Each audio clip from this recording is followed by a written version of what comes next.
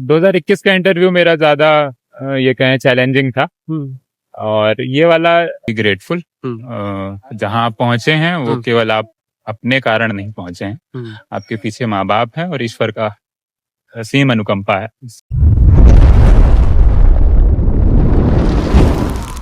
जैसा कि आपको पता है MPPSC 2023 के इंटरव्यू चल रहे हैं। सर अभी जस्ट इंटरव्यू दे के आए, इनसे जानेंगे ओवरऑल इंटरव्यू के बारे में, कैसे क्या प्रश्न पूछे गए, सारा कुछ हम डिस्कस करने वाले हैं। अभी तक आप टेलीग्राम चैनल से नहीं जुड़े हैं तो डिस्क्रिप्शन में लिंक दे रखा है, वहाँ से ज्वाइन कर लीजिए, क्योंकि जो रिसेंटली सिलेक्टेड है उनके वहाँ पर टेस्ट कॉपी, कुछ नोट्स वगैरह वहाँ पर डाल रखे हैं। चलिए हम शुरुआत करते हैं बिना देरी।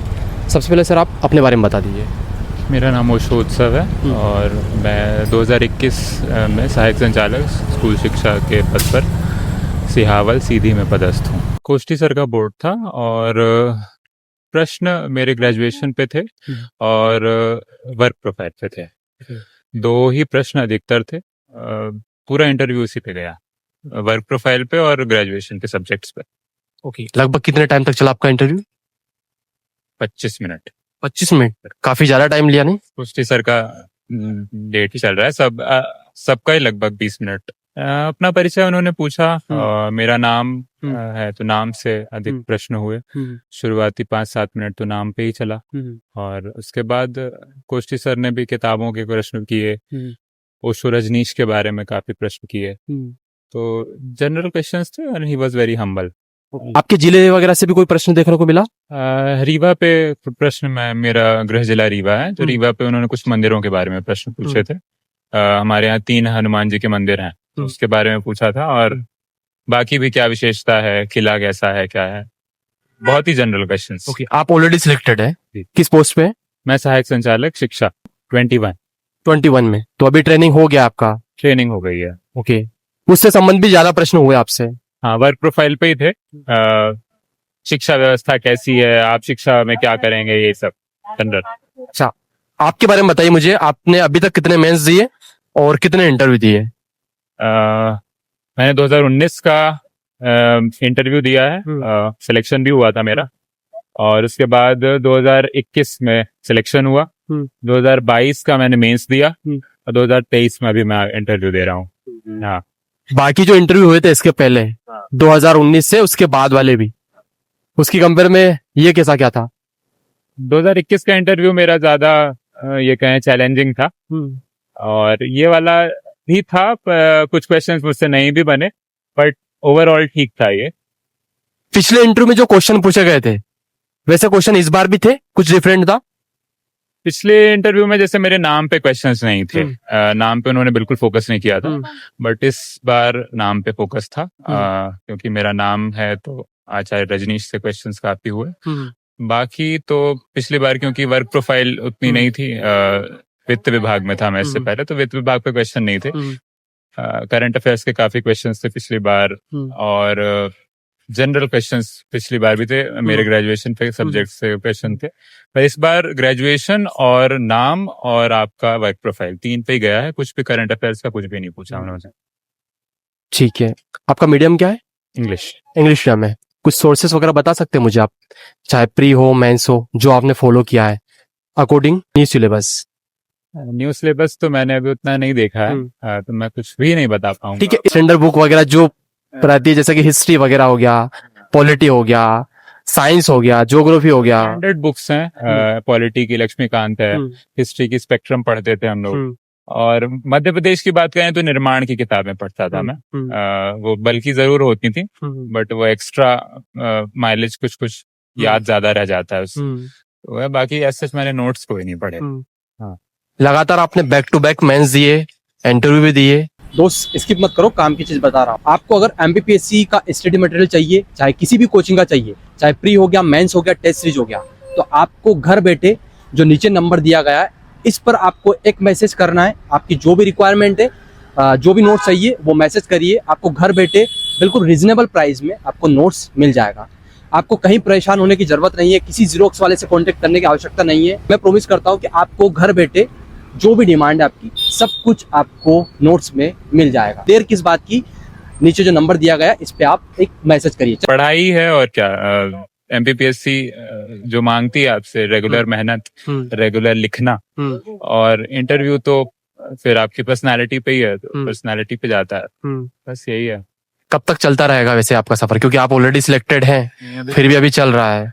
24 का मैंने नहीं दिया है, 24 का एग्जाम नहीं दिया, और 25 में पोस्ट नहीं है। मैं यूआर मेल से हूँ, तो यूआर मेल से डिप्टी कलेक्टर की कोई पोस्ट है नहीं। 25 भी मैंने नहीं दिया, तो ये समझिए ये अभी है, अब आगे देखते हैं क्या होता है। ओके, कोई चीजें ऐसी जो आप डेली फॉलो करते हो जब पढ़ते हो, या फिर डेली का कोई प्लान रहता है आपका कि कल मुझे ये चीजें करना है? जब पढ़ते थे तो एक डेफिनेटली एक प्लान रहता था कि ये प्लान फॉलो करना है या ये नहीं करना है, क्या करना है, और डेफिनेटली वो कभी कभी फॉलो नहीं भी होता था। तो पर इतना कोशिश करता था कि हाँ, जो किया गया उसको रात तक कंप्लीट करके सोऊं, कि नींद नहीं आती थी फिर, जब एकदम बहुत पहले का पढ़ते थे। अब वर्क में आ गए हैं, तो वर्क की अपनी चैलेंजेस हैं, तो उसके साथ मैनेज कर रहे हैं थोड़ा बहुत, यही है। पहले जब आप एस्पिरेंट थे, यानी कि आपका सिलेक्शन नहीं हुआ था, देन आप अब सिलेक्टेड हैं, उसके बाद क्या क्या चैलेंजेस देखने को मिला? क्या एक एस्पिरेंट के पहले की जो लाइफ थी वो अच्छी थी या अभी बेहतर है उससे? समय समय की बात है, मैं तो ये कहूंगा, क्योंकि जब हम एस्पिरेंट रहते हैं तो हम ये सोचते हैं कि भाई यहाँ से जल्दी जल्दी निकलें, नौकरी लगाएं। नौकरी के अपने चैलेंजेस हैं, वहां भी कुछ कुछ दिक्कतें आती हैं कुछ है, पर मैं ये कहूंगा कि दोनों ही बराबर हैं, पर वर्तमान में जीना चाहिए, बस यही है। और अगर आप नौकरी में आ रहे हैं तो उसको 100% दीजिए, साथ ही साथ देखते रहिए, क्योंकि पर्सनल प्रोग्रेशन हर कोई चाहता है, तो पर्सनल प्रोग्रेशन के अनुसार आप अपना काम करें। मुझे तो दोनों ही ठीक लगते हैं। ओके, हाँ। एमपीपीएससी की जर्नी ने आपकी लाइफ में कोई बदलाव किए, कोई चेंजेस आए जब से इसको स्टार्ट किया और आज सिलेक्शन ले लिया आपने? सिलेक्शन बस एंड नहीं है मेरे हिसाब से, क्योंकि एक्चुअल चैलेंजेस तो शुरू होते हैं। अभी तो हम केवल टेबल पे बैठ के अपने कमरे में पढ़ रहे थे, एक्चुअल चैलेंजेस फील्ड में चालू होते हैं, तो हार्ड वर्क हम सब करते हैं। बेहतर मेरा जो मानना ये है कि हमें विनम्रता रहनी चाहिए। अगर हम सर्विस में भी आ रहे हैं तो विनम्र रह के आए, हम ऑफिसर बन के जाएंगे तो फिर कोई मतलब नहीं है। तो अगर विनम्रता भाव रहेगा कि हम सेवा के रूप में जा रहे हैं तो अच्छा रहेगा फिर, और वो काम भी आता है आपको। सोशल कैपिटल आप डेवलप करते हैं, प्रोफेशनल कैपिटल डेवलप करते हैं वहां पर। तो ये एमपीपीएससी सिखाती है, जर्नी सिखाती है कि आपको मेहनत करनी है, और अगर आप कहीं कुछ पहुंचे हैं तो बी ग्रेटफुल। एमपीपीएससी का पहले से ही आपका ड्रीम था, या फिर जब आप एक हम मैच्योर हो जाते हैं उसके बाद समझ में आ जाता है कि हमें इस फील्ड में जाना है? ग्रेजुएशन के बाद एमपीपीएससी यूपीएससी दी, उसके बाद एमपीपीएससी दी, ये चल रहा है, सतत जर्नी है, अभी चल रही है। ऐसे कोई ड्रीम तो नहीं था, हाँ, पर दे दिया और निकल गया तो ठीक है। किसी को अपना करियर चूज करना है, कैसे डिसाइड करें, क्या क्या फैक्टर होने चाहिए? क्योंकि बाद में हमें रिग्रेट होता है, हमें पता नहीं होता है कि काश सही टाइम पे हम अपना जो डिसीजन है इस फील्ड में जाना है उसको पहले ही चुन लेते हम। मेरे हिसाब से यदि आप एमपीपीएससी में आ रहे हैं या सिविल सर्विसेज की तैयारी कर रहे हैं तो एक प्लान भी जरूर रखना चाहिए। तो फिर हाँ, क्योंकि प्लान भी रहता है तो, because life is unpredictable and so that exam is also unpredictable. तो मेरे हिसाब से प्लान भी रखना चाहिए, वो आपको बेहतर मैनेजमेंट के लिए सही रहता है, जितना मैंने सीखा और समझा है। क्योंकि फिर यदि आपका नहीं हुआ तो फिर आप फंस के रह जाते हैं, तो इस कारण प्लान भी जरूर रखना चाहिए, ये एक मेरी सलाह है। बी ग्रेटफुल, जहां आप पहुंचे हैं वो केवल आप अपने कारण नहीं पहुंचे हैं, आपके पीछे माँ बाप है और ईश्वर का असीम अनुकंपा है, जिससे आप पहुंचे हैं। तो बी ग्रेटफुल, आप कहीं पहुंचे हैं तो आप दूसरों को भी करिए कि दूसरे भी वहां पहुंच पाए, बस यही है। Okay, thank you so much, best wishes.